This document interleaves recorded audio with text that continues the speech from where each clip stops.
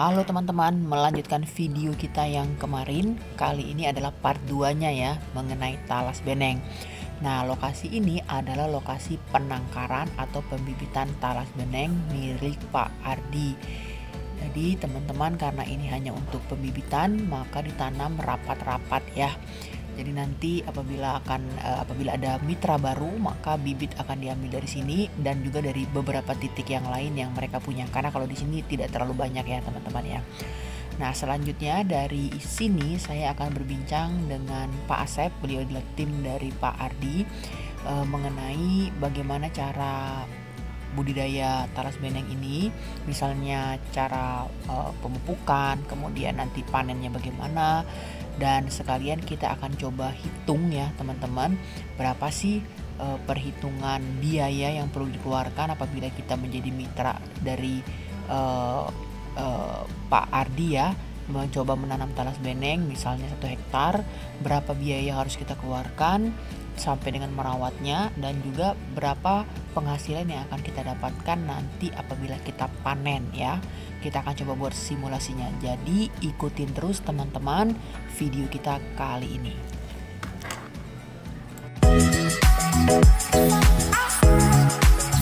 Ada Pak Asep ya timnya di sini. Nah, sekarang Pak Asep sudah ada bibit nih Pak. Boleh Pak ditunjukin apa yang bisa kita ceritakan dari bibit ini, belajar. Ya. Ini kalau untuk hal bibit, ya. Ini kan bibit yang standar. Ini bibit standar, ini bibit standar kita. Ini untuk bibit standar. Ini kita bisa masukkan kategori standar juga, soalnya ukuran umbinya udah masuk standar.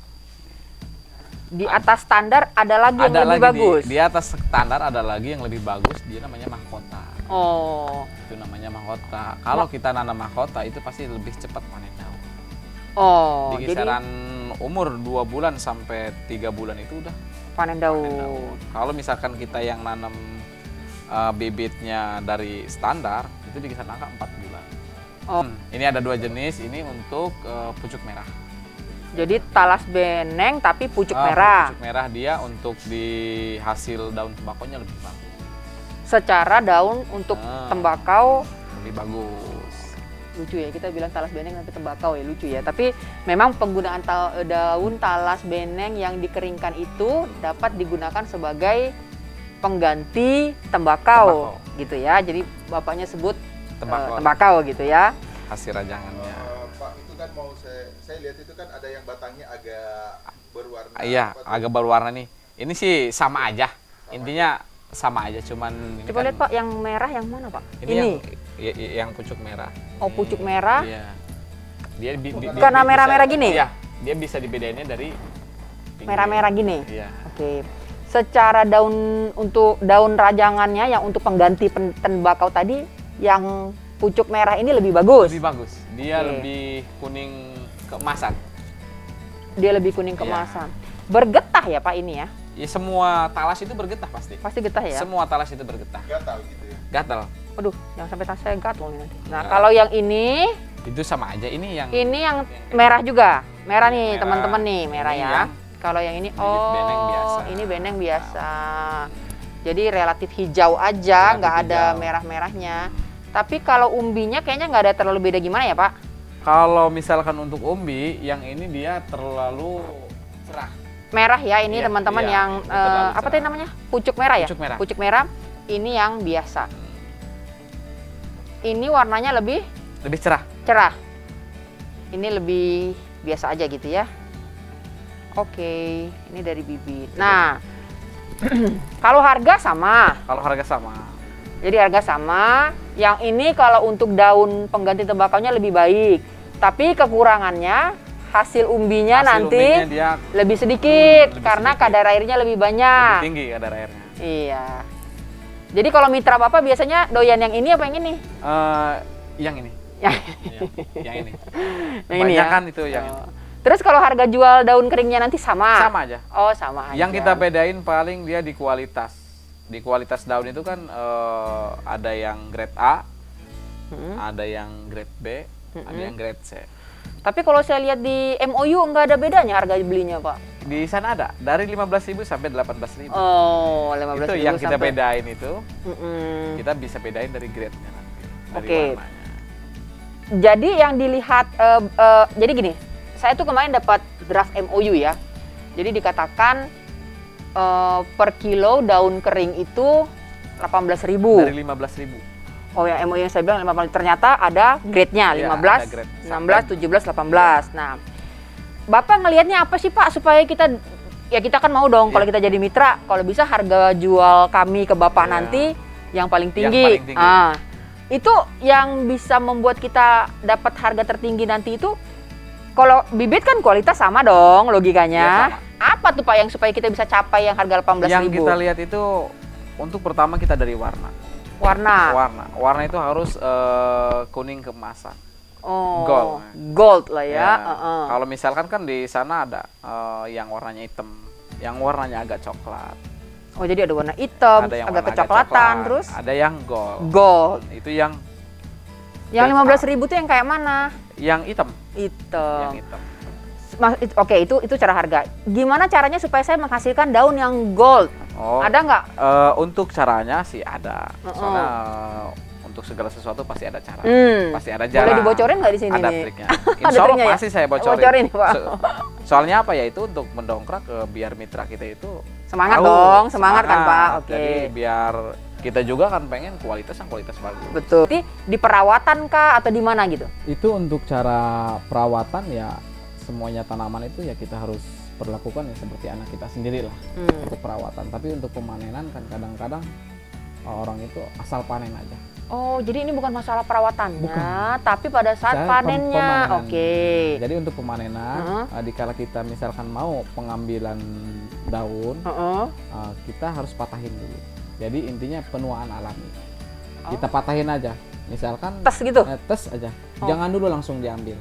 Biarin. Biarin Jadi dia aja dulu. ngegantung. Iya. Ketika Gitu-gitu ya? udah misalkan 2 hari, baru kita ambil. Baru pakai pisau. Iya. Gitu. Kita ambil, kita potong, kita bawa ke rumah. Heeh. Sesudah dibawa ke rumah, jangan langsung dirajang. Heeh. Kita peram dulu sekitar 1 hari sampai 2 hari. Kalau saya nonton di salah satu YouTube ya, saya nggak tahu apakah itu mitra Iya, Bapak apa iya. bukan, kayak diikat-ikat, bener nggak tuh Pak? Iya. Emang itu harus diikat. Harus diikat. Biar nantinya nggak acak-acakan.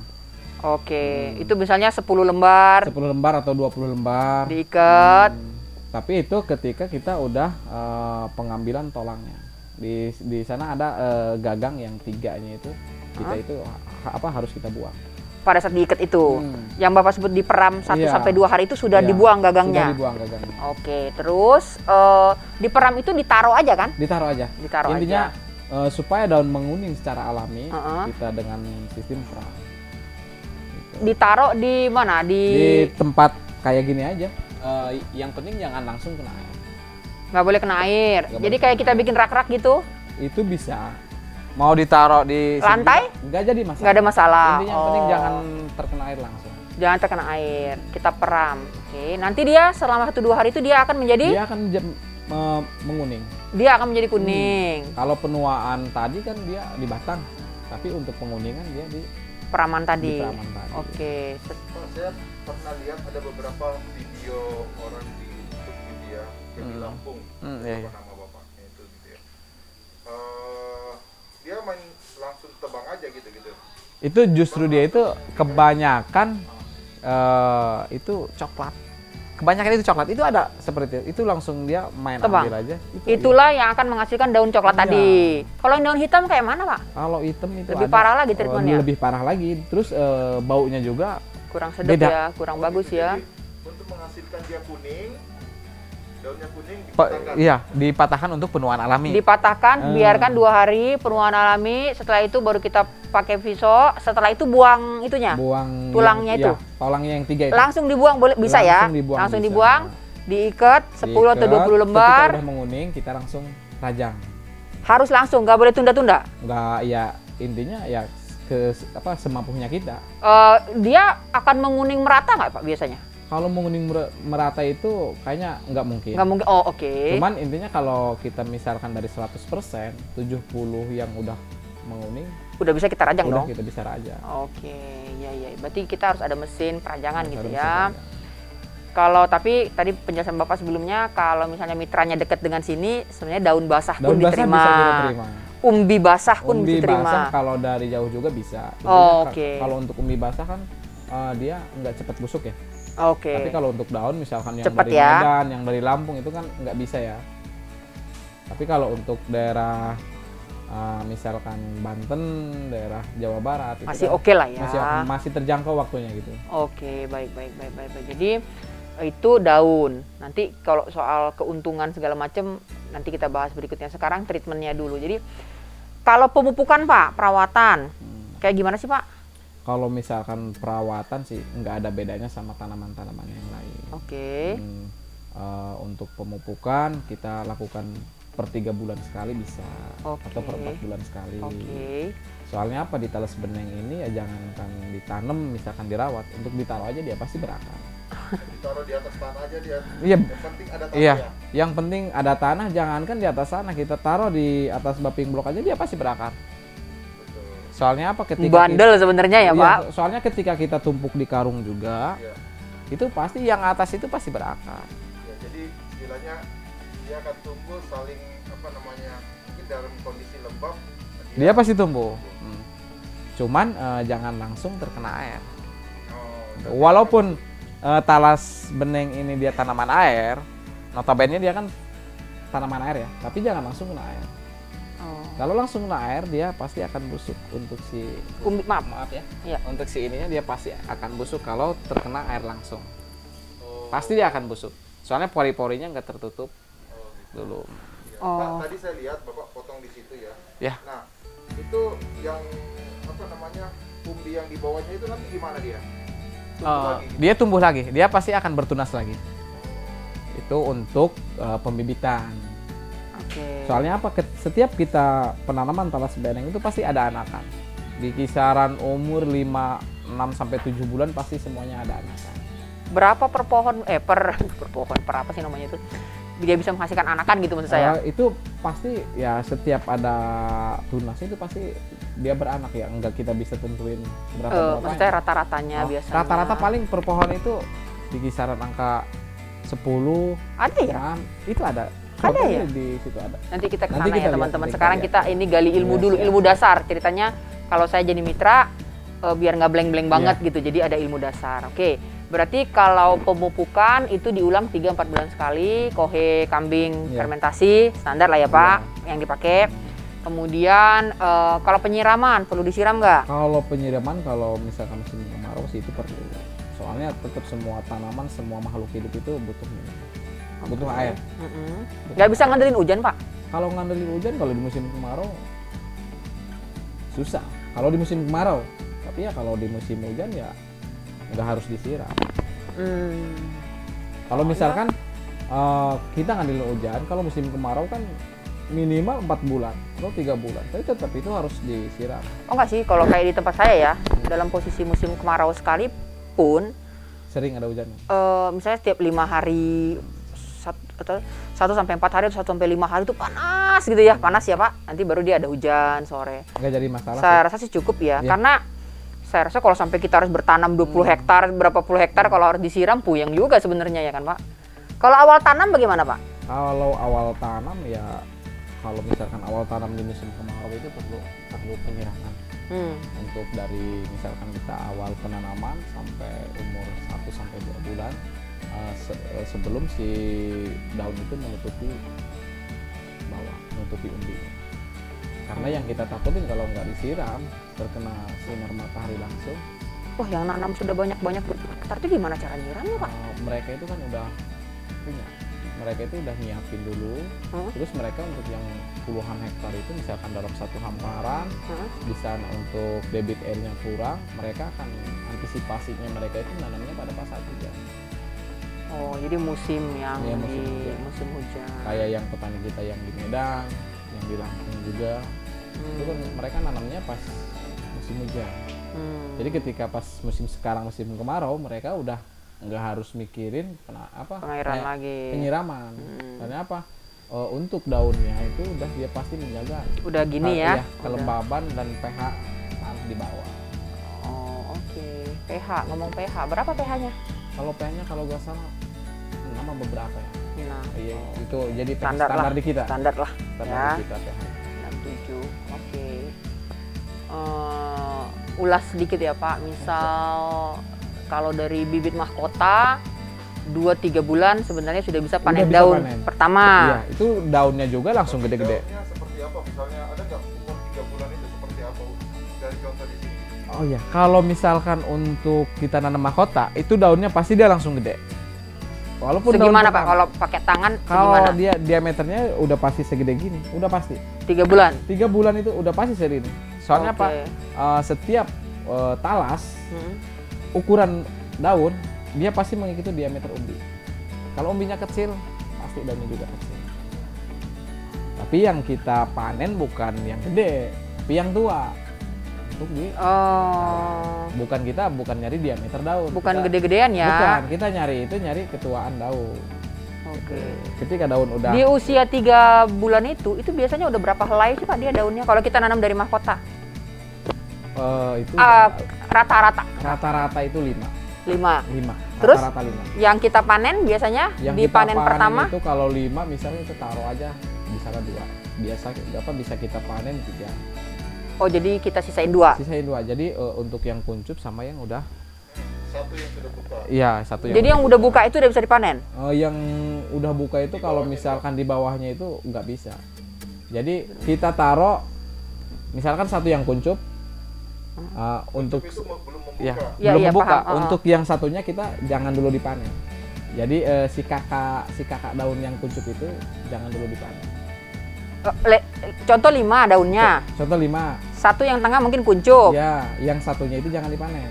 Yang ini jangan dipanen. Ya, yang satu lagi jangan dipanen. Ini juga jangan panen. Ya, kita ambil yang 3. Ini boleh Yang dari panen. bawah, ya. Ini boleh dipanen ya dari bawah. Ya, Selalu sisakan 2. misalkan 2. Nah, kalau misalnya dia dari mahkota, nanamnya sudah 3 bulan. 3 yang kita panen ini rata-rata dia berberat berapa, Pak? Itu tergantung diameter daun juga ya. Cuman Plus minus lah, apa, plus rata-rata minusnya lah ya. itu paling di angka kalau 1 kilonya itu untuk dari mahkota itu untuk 1 kilo basah itu bisa misalnya 6 sampai 7 daun. Oh, jadi setengah kilo lah ya. Iya. Kasarnya ya, setengah kilo. Kemudian kalau dari 1 kilo daun basah, dia menjadi daun Daun kering kering. itu berapa perbandingannya? Kalau perbandingan kita kemarin sih ada yang misalkan kalau dari yang ini itu 81. Oh, 8 helai. Enggak, dia 8 kilo kering. Oh, 8 kilo 8 basah, jadi 1 1 kilo kering. Oke, udah kita buang semua pangkalnya udah kita ya. Oke, 81 agak ini sedikit juga ya. Nah, kalau umbi, Pak? Umbi basah menjadi chips itu Oh, itu perbandingannya. Cuma pengen tahu perbandingannya aja. kemarin perbandingannya itu 41. Cuman Oh, pas 41. pas kita pakai yang merah. Merah pakai yang 51. putih merah itu 51. Oh, iya iya iya iya. Pakai yang merah. Pakai yang Oke. putih merah. Nah, kalau daun kan setelah 3 bulan atau 4 bulan tergantung bibit kita tadi. Iya. 1 bulan berikutnya lagi bisa panen lagi. Itu bisa panen lagi. Meskipun dia dari bibit standar. Iya. Oh, Pokoknya di sana itu untuk bibit nggak ada ukuran. Paling di sana larinya kita ke diameter daun. Kalau bibitnya misalkan kita namanya standar, untuk 1 kali, 2 kali, 3 kali panen daun itu dia nggak bakalan memuaskan. Soalnya apa? Untuk mengikuti diameter daun, dia pasti mengikuti diameter bibit. Oh, oke. Pak, gini, dari panen pertama, anggap semua di kita dari mahkota ya. Mahkota harga berapa, Pak? Kalau mahkota di angka 4.000 sampai 4.500. Ah, mahal amat. Iya. Oh, itu oke. Oke, 4.500. Deh. Setelah 3 bulan panen pertama, set gitu. 1 hektar yang pakai bibit mahkota tuh bisa menghasilkan berapa daun basah? Pernah melakukan hitungan? Kalau hitungan itu kita taruhnya dia kita hitung-hitungan itu dari per pohon. Per pohon kita ambil misalkan 0,5 setengah kilo. Setengah kilo tadi ya? Iya, Oh, setengah oke, kilo. setengah kilo. Jadi Berarti kita- kalau kita nanamnya 10.000 ya kaliin sendiri Iya, 5.000. iya, Berarti dikali- 5.000 kilo ya? Berarti 5 ton gitu. Ya. Gitu. Berarti 5.000. Terus kita bagi 8 untuk Kita tahu bagi 8, untuk keringnya gitu ya. Oke. Nah, kemudian nanti 1 bulannya lagi Pak, hasilnya tetap 0,5 atau gimana Pak? Enggak. Nambah? Di sana ya ada nambah, ada juga pengurangan. Itu tergantung kondisi alam. Oh. Kita larinya ke kondisi alam lagi nih. Misalkan Apa tuh Pak yang masuk kondisi alam kayak Pak? di maksud kondisi alam ya kalau misalkan nanti ada angin, ada yang patah, ada yang busuk. Oh, itu bisa terjadi ya? Ya bisa terjadi. Semuanya hal itu bisa terjadi. Kita kan Oh. masalah pertanian itu kan kita nggak bisa langsung itu. Saklek-saklek Iya, hitungannya. nggak bisa. Iya, baik. Nggak baik, bisa. baik. Jadi, Tapi saya misalkan untuk 1 bulan ke depan itu kita bisa ngambil 3 daun lagi. Kita bisa ngambil 3 daun lagi. Oke. Tapi kalau misalkan untuk saran dari saya pribadi, untuk pengambilan daun jangan per 1 bulan. Kita Jadi? kasih lebih jeda waktu. Misalkan ya kita kasih 1 bulan 10 hari. oh, Gitu. Jadi untuk kita misalkan kita taruh untuk pemanenan umbi, kita taruh di umur 2 tahun. Asep saranin itu 15 sampai 16 kali panen daun. 16 sampai 15 sampai 16 Iya. panen daun, Iya. baru kita panen umbi, Iya, gitu. itu untuk umur 2 tahun. Jadi kan seharusnya kalau misalkan tiap bulan harus panen daunnya itu kan misalkan harus 20 kali. Cuman Asep nggak saranin. Soalnya apa? 20 kali selama sebelum umbinya kita ambil ya? Iya. Oh, Jadi kenapa Asep nggak saranin? supaya umbinya Ya, lebih besar. umbinya lebih besar. Ya itu cuma saran doang ya. Untuk pengambilan daun juga mau tiap bulan mau tiap sebulan setengah nggak jadi masalah. Ya, jadi gini kalau pengertian saya dengan misalnya sampai kita targetkan 2 tahun ya apa namanya talas ini sebenarnya makin ke atas dia makin besar daunnya kan makin termaintain dengan posisi lebar. Iya. Itu maksudnya tujuannya artinya lebih sabar sedikit ya daunnya akan tetap lebih besar. Daunnya akan lebih besar terus di Mulai dari tanaman baru lagi. Iya.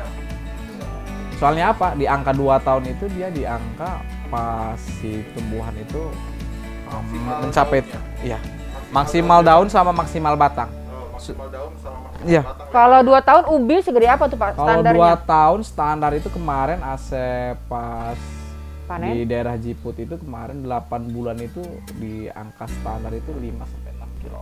8 bulan. 8 Kalau bulan. 2 tahun? Kalau 2 tahun paling di kisaran angka itu 16 sampai 18 kilo. Tapi ada juga yang 20 kilo untuk 2 tahun. Soalnya tetap setiap tumbuhan walaupun itu satu area nggak bakalan sama. Tapi saya dengar ada sampai 30 kilo segala macam gitu Pak. Ada yang 30 kilo ada, yang 50 kilo ada. Itu umur berapa? Ya, itu dia kan kata Asep tadi kita kembali ke alam liar tadi ya. Oh. Untuk umurnya kita nggak bisa tentuin. Oh. Cuman ketika kita sudah budidaya, kemarin ada yang umurnya 8 bulan, Asep cek timbangannya segitu ya, kita ya bisa kalkulasiin. Oke, jadi sebenarnya nggak kalau Pak Asep sendiri sih nggak terlalu sarankan untuk setiap tahun dipanen ya? Enggak. Nanti Untuk itu 2 Asep tahun pribadi. ya? Itu pendapat Itu pribadi ya, pribadi. tapi tergantung mitra masing-masing ya, Tergantung maunya mitra, kayak misalkan gimana ya? Kalau dia mau jual mau panen ya, Ya itu terserah kan dia gitu ya. haknya si pemitra kita. Pak, kalau misalnya kita lihat di foto di sana itu ya, yang ada orang pegang 2 gitu ya, Itu Pak Ardi yang ngerokok kan, yang ada rokoknya. itu memang tanam apa namanya ditanam atau bekas dari Atau hutan ini? Itu dia dari liar. Liar. Oh. Nah, dari liar. Cuman untuk daerah sini walaupun dari liar dia tetap dirawat. Gitu. Soalnya apa di sini dikonsumsi. Ketika pas pada saat Dari lama udah dikonsumsi ini? udah dari lama dikonsumsi. Jadi apa? Dia ya mau direbus langsung bisa. Soalnya apa Oh. kayak kalau dapat nanam itu nggak bakalan gatel. Justru yang gatel itu yang dari liar. Ya untuk menetralisir. Kayak Talas Bogor gitu Iya. aja ya sebenarnya Iya. ya. Intinya untuk menetralisir gatelnya itu ya kita tinggal Rebus siram aja, pakai pakai air garam, direbus, dicuci. rebus digoreng gitu ya biasanya gitu ya. Digoreng mau di gimana juga bisa, mau dibikin perkedel juga bisa. Oh, oke. Jadi memang udah lama dikonsumsi ya Pak? Udah lama sebenarnya dikonsumsi itu kalau di daerah sini. Ya? Daun basah itu tahan berapa lama sih? Kalau dia tahan, kalau misalkan di kayak kita taruh itu dia tahan di angka 4 hari 5 hari dia tahan. Dia tahan. Jangan kena air. Jangan kena air. Kalau kena air busuk. Kalau kena air dia busuk. Oke. Itu daun ya, daun. Itu daun. Kalau daunnya sudah kuning, sudah kita rajang, saya lihat itu dibungkus-bungkus plastik ya. Itu kita simpen tahan berapa lama, Pak? Kalau di sana kita simpen ya, yang penting jangan kena udara langsung. 5 bulan kita kuat. 5 bulan. Cuma nanti paling di sana paling baunya yang agak beda. Bedanya jadi lebih kurang baik atau lebih baik? Jadi lebih baik kurang. lebih baik. Jadi aroma itu sudah mulai hilang. Udah mulai hilang. Jadi nanti karena gini, ini kan terkait gini. Bapak tadi bilang kalau misal saya nih mau jadi mitra, terus saya udah jadi daun kering, terus saya mau nganter tapi baru sedikit. Costnya segini gitu kan, kita dapat uang segini nanti kali-kaliannya, sementara kita harus nganter kena sekian gitu. Mending saya tunggu gitu misalnya gitu bulan kan depan, Pak. Bulan depan. Cuman kan kalau ternyata menurunkan kualitas daun, ya harus kita pertimbangkan juga, itu maksud saya. Jadi kalau misalkan kuatnya itu sampai berapa aja kuat, yang penting jangan kena udara langsung. Oke, contoh, Bapak bilang tadi daun kering itu 15.000, 16, 17, 18. Terus tapi gara-gara kita simpen lama, warna sih mungkin masih tetap. Warna masih tetap. Tapi aromanya di aroma. Terus kalau itu pada saat pembayaran nanti dicek semua tuh. Itu pasti dicek semua sama tim QC kita nanti. Oh, ada tim QC. Ada tim QC. Jadi tim QC yang akan menyatakan, oh ini harganya sekian. Iya. Berdasarkan warna dan aromanya. Kalau daun tadi, daun basah 4 hari 5 hari tadi ya, kuat ya. Daun kering sampai 5 bulan juga kuat, hanya aroma mungkin ada penurunan. Yang ketiga umbi. Umbi basah kuat berapa lama, Pak? Kalau umbi basah itu dia kuat sampai 1 bulan 2 bulan juga kuat. Paling di sana itu yang menurun nanti kadar air. Ya bagus dong kadar airnya itu. Ya intinya gini, kalau misalkan kita baru panen itu di angka misalkan 10 ton, kalau kita taruh 1 bulan itu dia pasti menurun. Oh, tapi sementara saya jualnya tetap basah ke Bapak gitu ya. Kecuali saya jadiin chips lagi. Soalnya apa, untuk umbi kalau misalkan ada yang luka itu dia kuat 3 bulan juga kuat. Paling dia tumbuh lagi. Dia kita taruh di lantai juga berakar lagi ya? Berakar lagi. Tapi yang berakar itu kita jual ke Bapak, Bapak terima aja kan? Iya, intinya kalau misalkan masih layak untuk dikonsumsi kita terima. Oh. Yang penting yang pemicu kebusukan itu kan karena luka tadi itu. Oh, kebentur-bentur, Ya, terjatuh. Kebentur atau misalkan kayak patah itu pasti dia busuk. Busuk ya. Oh, oke. Dia berapa? Ke dalam paling dia sekitar 10 cm, nggak bakalan lebih. Dia naik ke atas ya, Pak? Dia naik ke atas. Justru nanti dia ditopangnya sama anakan tadi itu, sama tunas. Soalnya di talas beneng itu di sini ada yang namanya telurnya.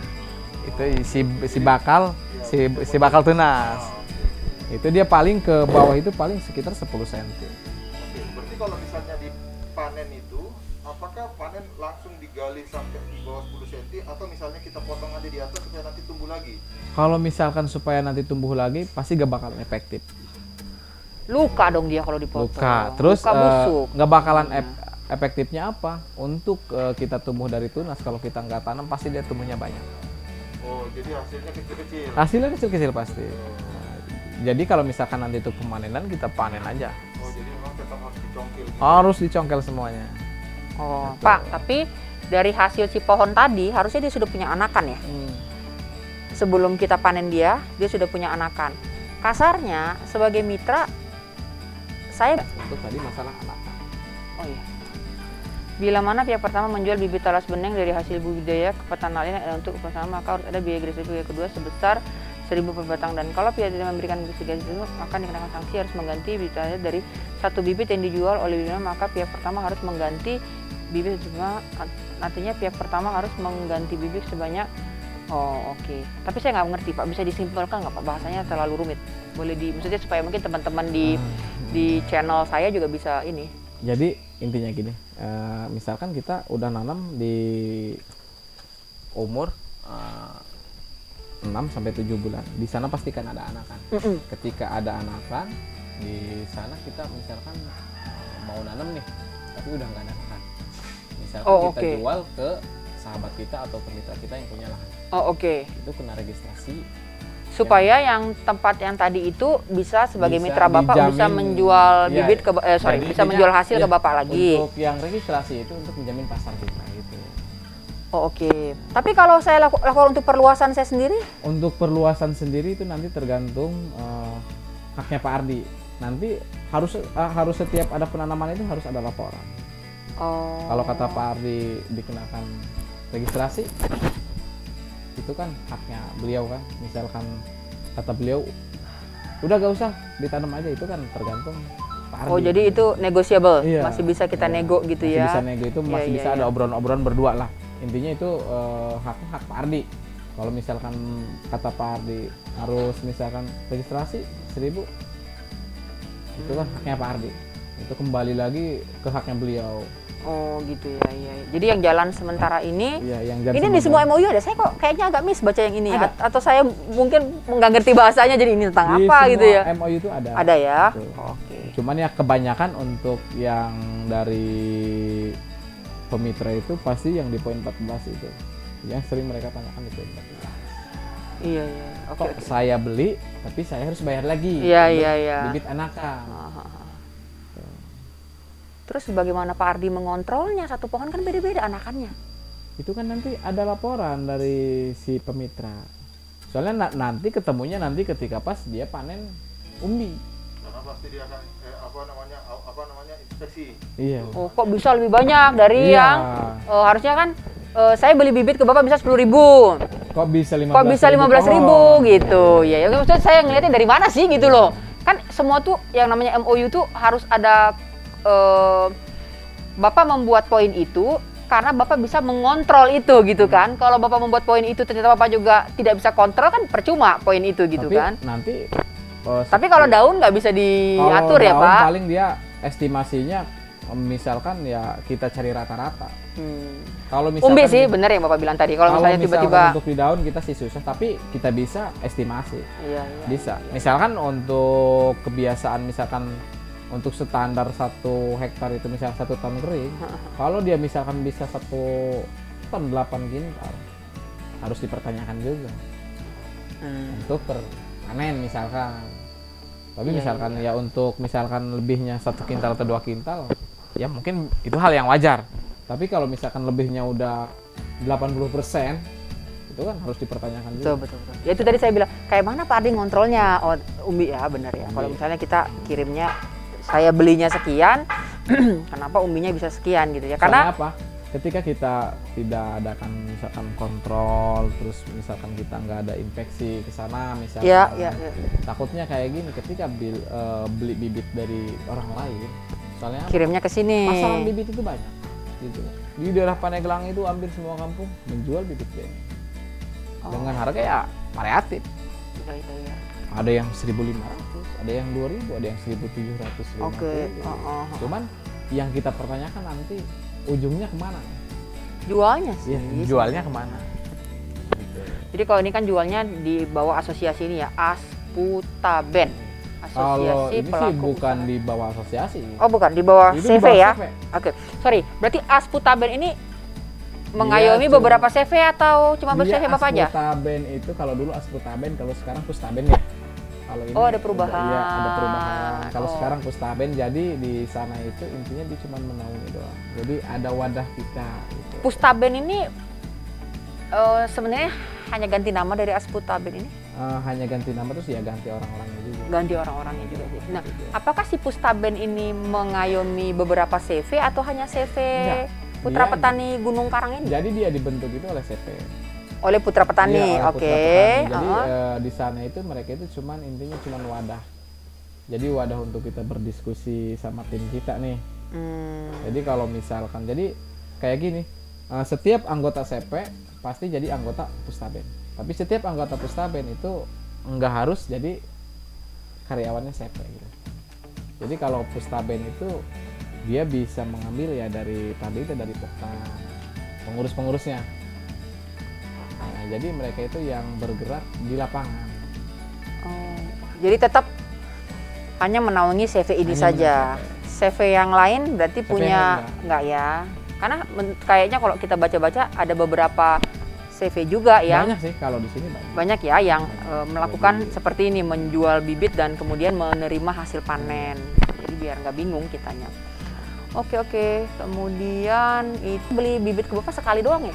Itu Bisa beli nggak bibit begitu? sekali doang. Heeh. Emang beli bibit sekali doang. Terus di sana Nanti- ada akan nanti di poin 14. Apa tuh? Di poin 14 Pengolahan umbi dibuat chips, kemudian dibuat dari tepung. Dari tepung itu Dari nanti tepung itu bisa jadi banyak gitu. banyak. Soalnya Contohnya apa tuh Pak biar yang banyak dari ini? tepung itu dia ada mie, Kok bisa bikin? Ada makaroni sekarang. terus dibuat aneka kue kering bisa.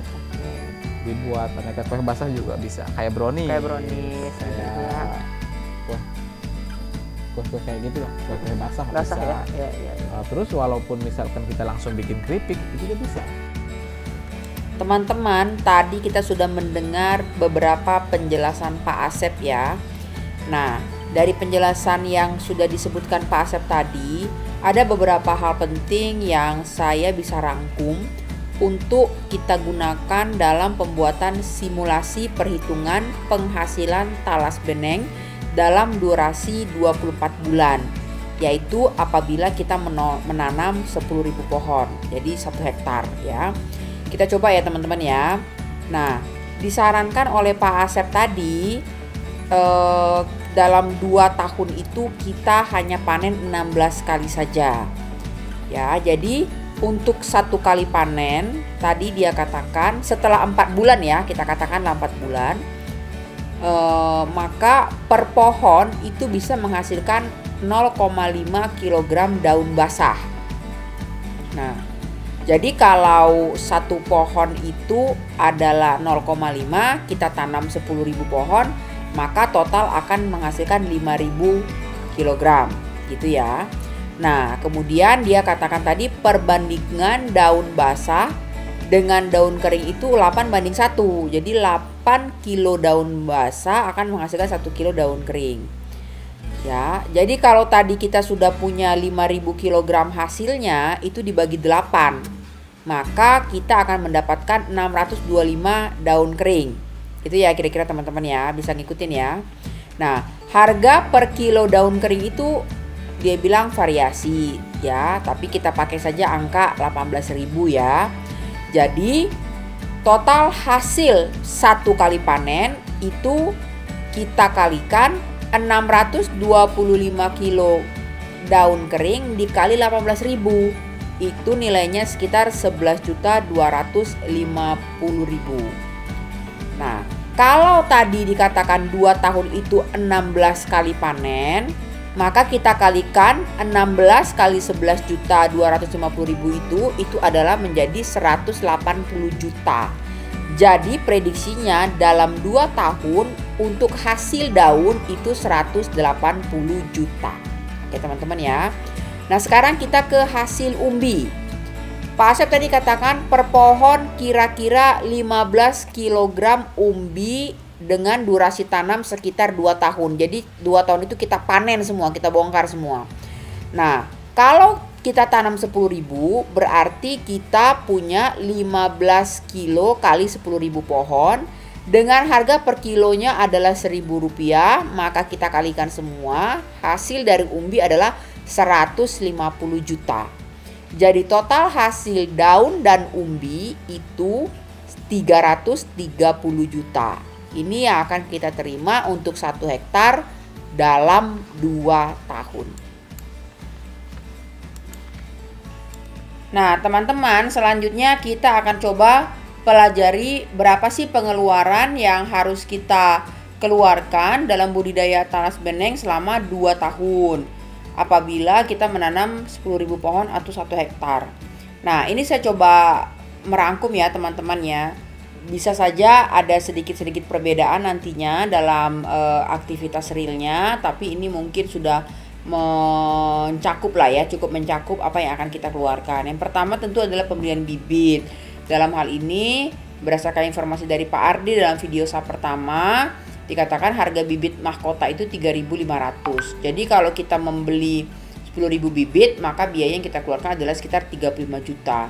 Nah, kemudian biaya kirim bibit. Nah, kirim ini dalam arti kata saya sih berencana untuk saya ambil aja teman-temannya, karena lokasi saya tidak terlalu jauh, jadi saya masih bisa gunakan pick up ya, dan itu biayanya mungkin sekitar 700.000. Nah, yang ketiga adalah tenaga kerja. Dalam hal ini saya posting 2 orang untuk mengelola 1 hektar. Dan di mana gaji mereka per bulan itu sekitar 1,6 juta. Jadi untuk kedua orang ini per bulan saya keluar sekitar 3,2 juta, dan untuk 24 bulan itu sekitar di angka 76.800.000 ya. Kemudian untuk yang biaya berikutnya adalah pupuk. Ini perkiraan saya saja ya teman-teman ya.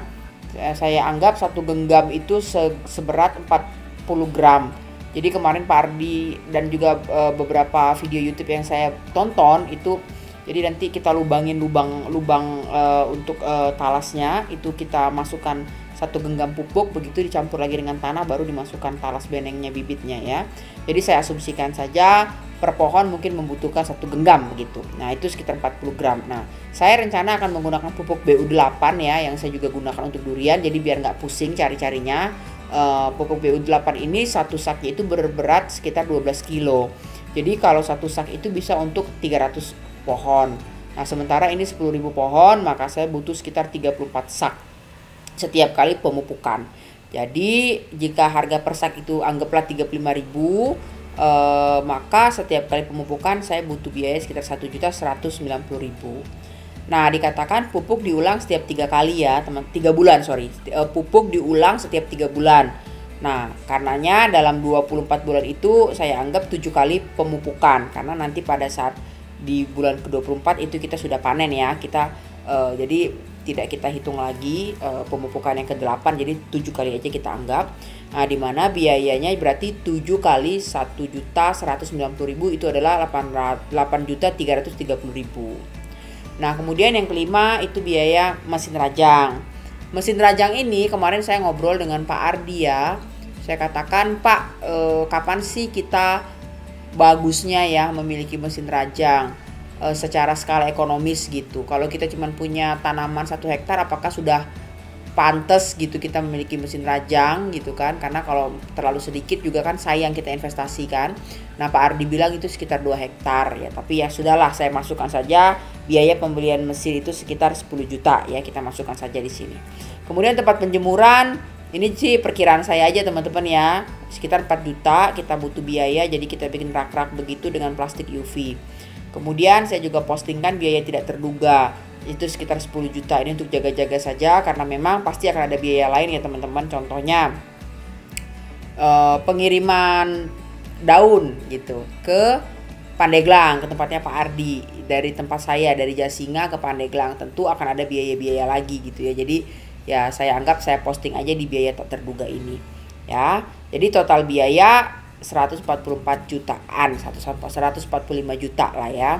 Nah, kalau tadi dikatakan penghasilannya ada 330 juta, maka kita bisa hitung 330 juta dikurang 145 juta, maka kita masih ada hasil kira-kira sekitar 185 juta teman-teman ya. Jadi kalau misalnya kita bagi 185 juta itu keuntungan dibagi 24 bulan, maka plus minus per bulan itu kira-kira penghasilannya sekitar 7,7 juta. Cukup baik sih kalau menurut saya teman-teman ya, karena begini, dari hasil daunnya setelah 4 bulan pertama itu kita bisa dapatkan hasil hampir bisa dikatakan setiap bulan ya teman-teman ya. Meskipun nanti hasil umbi yang cukup besar itu nanti di akhir, tapi hasil dari daun ini lumayan lah ya, bisa untuk menutupi kebutuhan pegawai ya. Jadi dan juga kita bisa langsung lebih cepat mendapatkan uangnya. Mungkin berbeda untuk tanaman-tanaman yang tahunan ya teman-teman ya, misalnya kayak durian itu juga kan harus nunggu cukup lama baru menghasilkan, atau porang sekalipun ya. Saya kan sempat juga mencoba untuk mendalami ya porang ya. Mungkin kalau porang ini kan hasilnya paling dari katak misalnya ya, setelah sekian pada saat musim tanam pertama itu kita sudah bisa memanen katak. Tapi kalau menurut saya sih juga hasilnya nggak langsung gede ya, kecuali kita nanam cukup besar. Dan kalau nanam cukup besar itu biayanya juga besar gitu. Jadi talas beneng ini cukup menarik menurut saya. Secara nilai bibit juga dibanding dengan porang masih lebih murah ini gitu. Kalau porang itu bisa ya 50-60 juta ya mungkin per hektar, kalau ini 35 jutaan lah gitu. Dan hasilnya bisa bulanan setelah 4 bulan pertama. Oke teman-teman, sepertinya video kita kali ini cukup sampai di sini dulu. Semoga ulasan kali ini bisa menjadi inspirasi bagi teman-teman sekalian. Jangan lupa like, subscribe, komen, dan share juga video ini. Semoga bisa lebih banyak orang lagi merasakan manfaat dari video-video yang kita upload di channel Mangalo Farm. Sebelumnya saya juga mengucapkan terima kasih ya teman-teman sudah mengikuti channel kami ini, dan cukup banyak yang mengkontak saya baik telepon, WhatsApp ataupun via komen ya. Kami berterima kasih sekali. Dan apabila teman-teman ada topik-topik yang ingin diangkat, mungkin seputar durian, porang ataupun talas beneng, boleh tulis di kolom komentar teman-teman ya. Nanti sedapatnya kita akan coba ulas. Sekali lagi jangan lupa subscribe channel ini. Terima kasih, sampai jumpa pada video selanjutnya.